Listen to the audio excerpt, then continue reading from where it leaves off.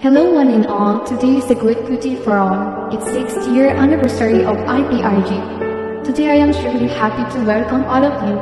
It's given me pleasure and grace to speak this event and hope you will enjoy being a part of it. Your presence makes us very happy. Being a part of a leader of this world, it is my duty to bring us together when necessary. It is my responsibility to protect the welfare of my group. It is my responsibility to support all the good goals. We must continue propagating the essence of good virtues that has been our foundation of stability, growth, and progress. To all members, officers, and leaders, as advocacy support group, your loyalty and credibility is needed. Be an example because your children will follow your example, not your advice. One day, you and I are going to leave this world and we will be nothing but just memories. So let me make short to leave good memories in heart of people.